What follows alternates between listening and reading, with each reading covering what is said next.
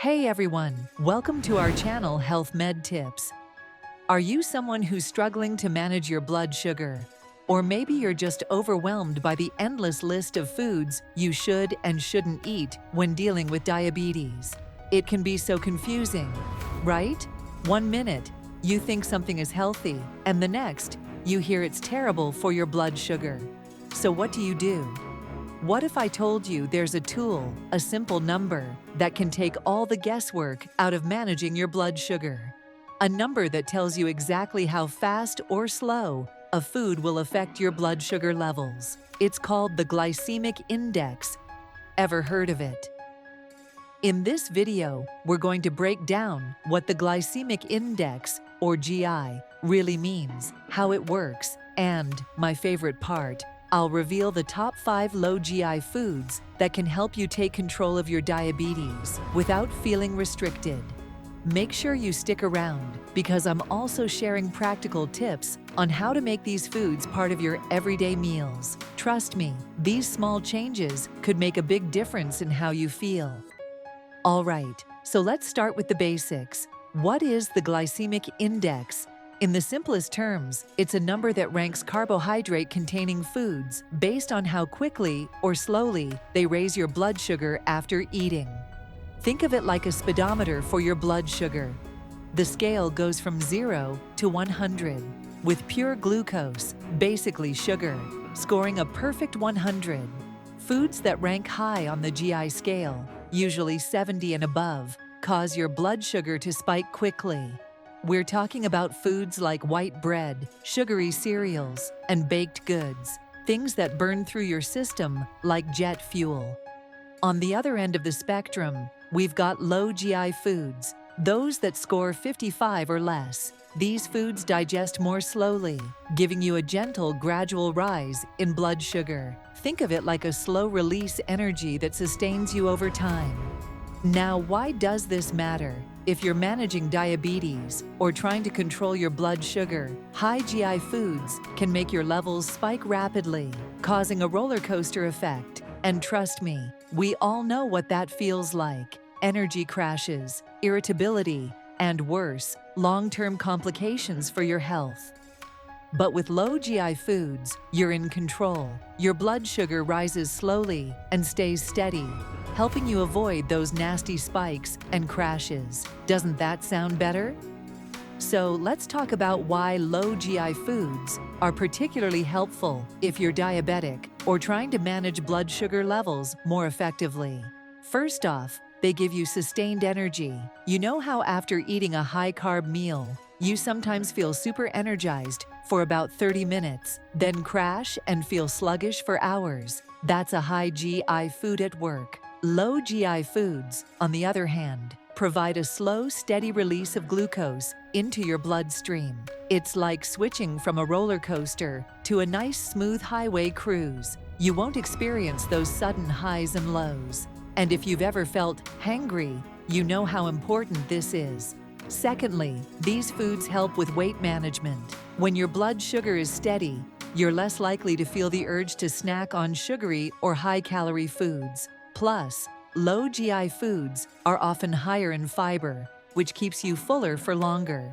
And here's a bonus. Low GI foods are great for heart health too. Studies show they can help lower cholesterol and reduce the risk of heart disease, something that's super important for people with diabetes. So not only are you managing your blood sugar, but you're also protecting your heart and improving your overall health. All right, ready for the fun part? Let's dive into the top 5 low GI foods that can help you make a real difference in your diet. Here we go, my top 5 low GI foods for better blood sugar control. Food number 1, lentils, GI value 32. First on the list is lentils. With a GI score of around 32, lentils are packed with fiber and protein, making them a superstar for stabilizing blood sugar. They're so easy to work with. You can add them to soups, stews, or even cold salads. One of my favorite tricks is making a big batch of lentil soup for the week. It's comforting, filling, and keeps my energy stable throughout the day. Food number 2, Chickpeas, GI value 28. Next up, we've got chickpeas. These little wonders come in at about 28 on the GI scale, which is fantastic. Not only are they a low GI food, but they're also loaded with fiber and protein, making them an ideal choice for balancing blood sugar. I personally love roasting chickpeas with a bit of olive oil, salt, and spices. They turn into a crunchy, satisfying snack that's so much better for you than a bag of chips. Food number 3, steel-cut oats, GI value 42. Steel-cut oats are another low GI powerhouse with a GI of about 42. Now, I'm not talking about the instant oats you find in the packets with added sugar. That's a different story. Steel-cut oats take longer to digest, meaning they provide you with steady energy throughout the morning.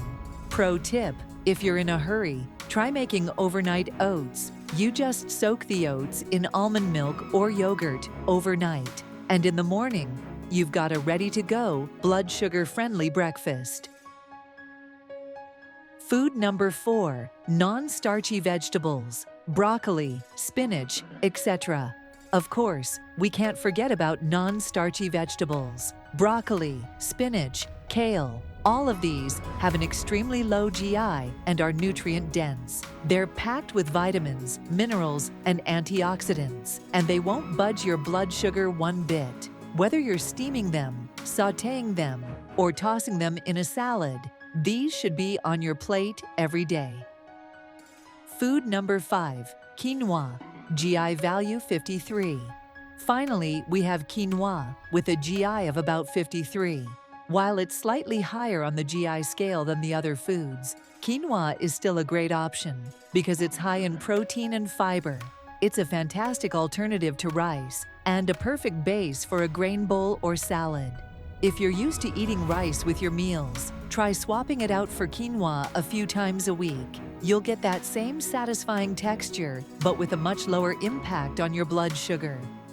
Now that you know the top low GI foods, how do you actually incorporate them into your daily routine? Here are a few easy tips. First tip: mix high GI foods with low GI foods. For example, if you're having a high GI food like a baked potato, pair it with something low GI like lentils or a salad. This helps slow down the overall impact on your blood sugar. Second tip: be mindful of portion sizes. Even low GI foods can raise blood sugar if eaten in large quantities. Keep an eye on your serving sizes, especially when it comes to carbohydrates. Third tip: plan ahead. Meal prepping is your best friend when it comes to managing diabetes. Having meals ready that include low GI foods ensures you're making better choices throughout the week. All right, let's recap. The Glycemic Index is a simple yet powerful tool that can help you make better food choices, manage your blood sugar, and feel more in control. And by incorporating low GI foods like lentils, chickpeas, steel-cut oats, non-starchy vegetables, and quinoa, you can make a real difference in how you feel. Now I want to hear from you. What's your go-to low GI food? Or do you have any tips for managing diabetes through diet? Leave your thoughts in the comments below. If you found this video helpful, give it a thumbs up, share it with someone who might need it, and make sure to subscribe our channel, Health Med Tips, for more tips on living a healthy life with diabetes. Thanks for watching, and take care.